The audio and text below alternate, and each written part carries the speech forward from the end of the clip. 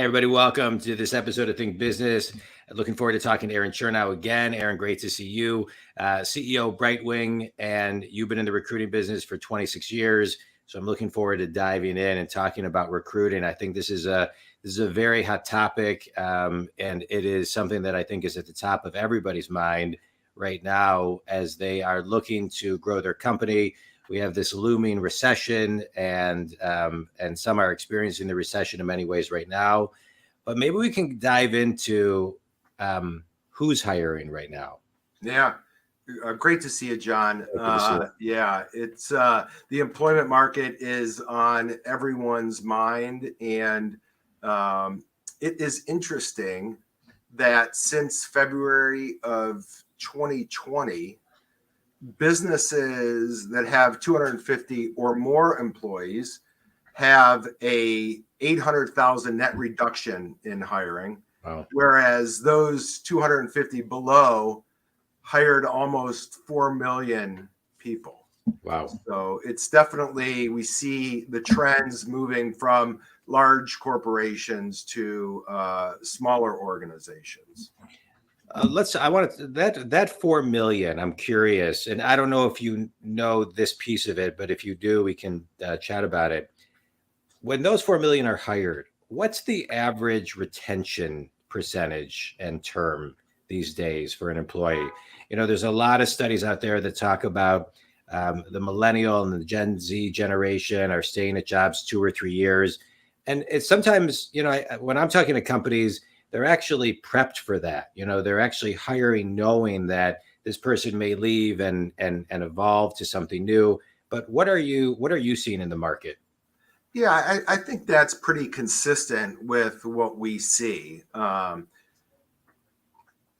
desire to learn and grow, and then the willingness to look for something else, I think is definitely.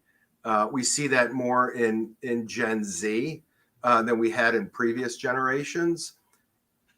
We look for, I think maybe a better tell of that is someone that has been out of college or out of university for a particular number of years. So what we see is they do their jumping maybe in the first 2 to 4 years, because they really aren't sure whether their profession or whatever they decided to go into is the right one. Yeah.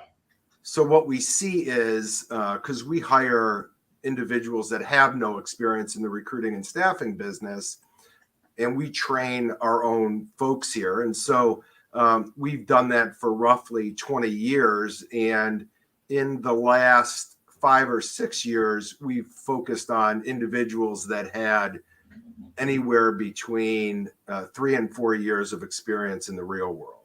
I like that. That's good to kind of dive into and understand that. You know, one of the things, Aaron, I always recommend to clients that I'm working with is, as long as you hire great, just have that person create a playbook so when they do leave, it's easier to train the next person up. Right. But let's talk about, you know, because to me, recruiting is something that I think every company should be doing all the time. And I'm a big fan of companies having a recruiter like yourself, no differently than they have an attorney and an accountant, because it's something that I think succession planning is every role, not just a C-level plan any longer. And so talk a little bit about, you know, why a recruiter, right? Why, you know, the benefits of a recruiter. Think community. The reason I'm asking Aaron this question is because I think there's a lot of people who are kind of in a do-it-yourself mode, and that's a way, but there's a lot of moving parts when it comes to recruiting to hire great that I believe recruiters can really, really help. So can you kind of chat about that for a second? Recruiters are even more important than a good accountant or a good attorney. As is a business coach. I'll just throw that in there. But go ahead. And I say that because hopefully you don't need your accountant and or attorney often. Yeah. However, I think every entrepreneur's focus at some point, and their job should always be is top grading for their organization. Mm-hmm.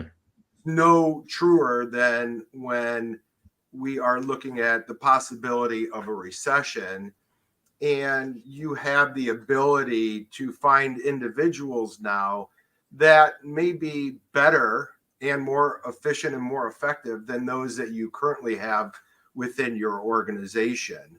One thing that we see with a lot of our customers is when they lose an employee and they bring another one on, they always say to us, this individual is so much more productive than our last individual in the position. And I think that is because organizations get comfortable in the people that they have working for them, and that opportunity for consistent performance plans and performance growth sometimes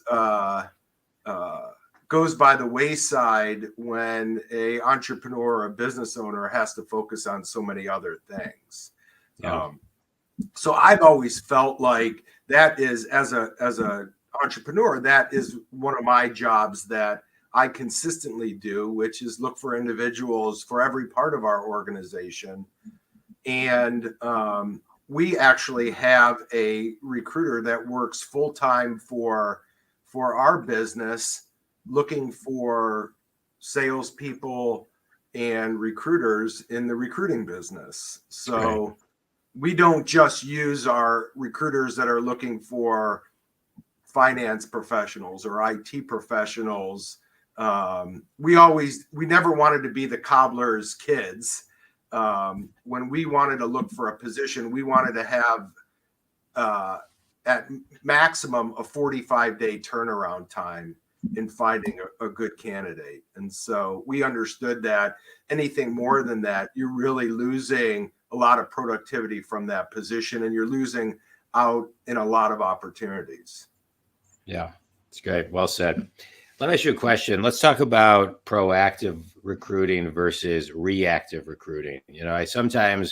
It seems to me like so many people, so many companies are so behind, real time when it comes to hiring. And so they hire out of being desperate. And so they don't always hire great, they hire okay. And Right. and to me, okay is just, is just asking for a big headache. And so how should companies be thinking from your perspective, Aaron, on how to be proactive with recruiting so they really hire great and don't settle? Yeah. So I love that the dichotomy between reactive and proactive, because in a reactive mode, your candidate pool is specific to that time frame. And Right. so if you have 10 individuals within that candidate pool, you're really your odds of finding the right person is specific to 10 people. And so it's 1 out of 10. Now, if you are proactive and you have spoke to 100 people within the previous year, then you have a lot better of a chance in looking at all 100 people to find that perfect candidate that not only fits the technical skills of the position, but probably more importantly, your core values and your cultural values for your organization. And I think that's the opportunity. However, that transition from reactive to proactive is very intentional and needs to be intentional. Yeah. You don't wake up in the morning and say, I want to lose 5 pounds, and tomorrow you lose 5 pounds. It just doesn't happen that way. I wish it did. Yeah. I would say. Right. Right. It'd be easier. Yeah.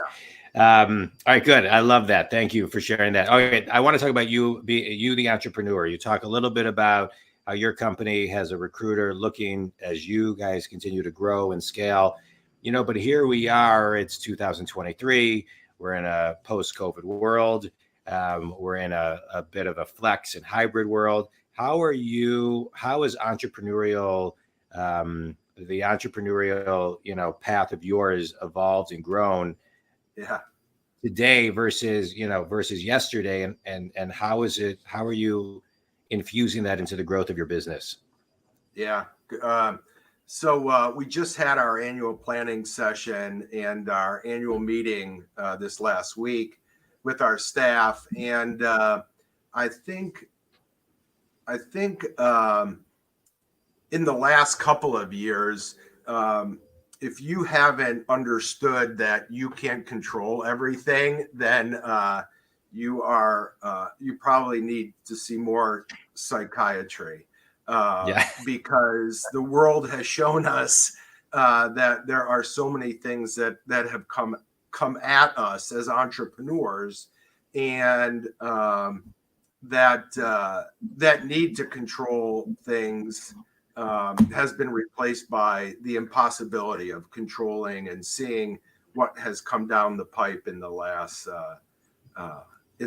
2 years. Yeah.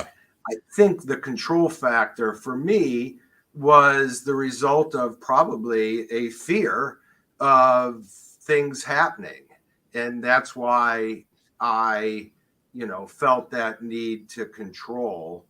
In the last 2 years, I feel like I have come to grips that you can't control anything. You can control who you hire. You can control what you allow them to do and their trajectory. You can control their growth, and you can control the time that you spend with them. And everything else you can't sweat. Yeah, it's good. It's good. I agree. I think everybody hopefully they remember how to be flexible and how to pivot and how to understand what they can control and what they can't control in their days. Quick speed round. A book that's had the biggest impact on you in recent years. Oh, It can be a book, an article, a TED Talk, whatever you want. yeah. So there. Oh, you know what? It was a great TED Talk on connecting with people that I just saw, and I can't remember the gentleman's name. I will send it to you though. He was a magician, and he gave a TED Talk on connecting with people. And what else do magicians do than connect with individuals in a really quick period of time? Yeah. And he told the story of him going into a venue and going through some of the tables in the venue and coming up to a table where the gentleman said, he said, "Would you like to see some magic?" And the gentleman said, "Well, I would love to, but I am blind."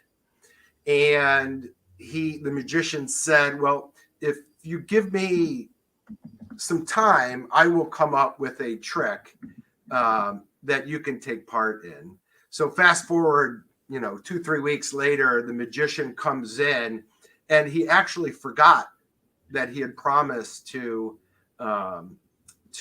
figure out a trick for this gentleman. And he went up to the table and said hello. And the gentleman said, "Oh, I'm waiting. Where is your trick?" And he had to think really, really quick. Yeah. And he thought back to his early days of being a magician, and he remembered a trick of whether the card was a diamond or a heart, or whether it was a spade and a give me the other one, spade, black, and it was either red or black. Yeah. And so he performs a trick, and this gentleman's wife is sitting right next to him, and he goes to the deck and he flips one over and he says to the gentleman, "Is it red or black?" And he said, "It's black," and it was black. Next one, "Is it red or black?" Black. "Is it red or black?" Red. "Is it red or black?" Red. He got everyone right. And his wife is sitting there, and she is in tears, just how happy she is. And it was the best trick she ever saw. And this gentleman was unbelievable. And he said, I feel like each time I have to figure out a way to connect with individuals. And he said, Yeah. this is the power of connection that magic has. And so what he did was, when he first sat down, he said to the gentleman, and he sat right across from him, and he said, I am going to pick a card out. And he said, you either tell me if it's black, and he tapped his shoe once. And he said, or if it's red, and he's tapped his shoe twice. And so, and then he said, do you understand the directions? I'm going to just tell them to you again. One, one is black, and he tapped it. And he said, that is the power of connecting with individuals. And I think that for me, that moment of being in the moment with people, where you're not thinking about anything other than connecting with an individual. And he spoke of listening with the intent to listen and not to respond. And I just thought that was brilliant. So I love it. I love it. Is it Aaron? Is it How to Magically Connect with Anyone with Brian Miller? That's right. Yeah. Yes. Yeah. It was wonderful. Really. And I'm glad you brought that up. It was, my chief operating officer had spent, he said, maybe 4 hours on TED Talks, and finally found the right video that spoke on connection. Yeah, I just Googled it while you were talking, but I've never seen this one. I can't wait to watch it, but I appreciate you sharing. That was awesome. Aaron, tell everybody who your ideal client is and how they can connect with you. Yeah, we work with any organization that is frustrated by their inability to find talent that fits not only the skill set of the position, but more importantly, the culture of their organization. We specialize in IT, engineering, finance, accounting, marketing, and HR. We provide both contingent placement and staffing services in all those technical specialties. Awesome. Think community. I'm a business coach. I work with successful people who are stuck. I get them unstuck. And what I love about this podcast is I can talk to guests like Aaron that can help you get unstuck in your thinking. Today, we talked about recruiting and the importance of recruiting. Aaron, you shared a ton of great things, but I want to just extract a few of those in quick summary, which is one, being intentional in everything that you are doing, not only in business, but specifically recruiting. Be in alignment with your core values, control what you can control, and most importantly, the power of listening. Aaron, thanks. This was great. Always enjoy catching up. We'll have to have you on more regularly because recruiting is something that people need to do it the right way. And they're going to need it more often as we kind of, walk through the next couple of years. Think community. Again, Aaron, tell them how they can connect with you. Yeah, Aaron at gobrightwing.com. Send me an email. All right. Look me up on LinkedIn, Facebook, Instagram. Awesome. And if you need me, johndwoskin.com. Aaron, that was great. Thanks so much. Appreciate it, everybody. Thank you for all you do. Appreciate it. Thanks, man. Appreciate you.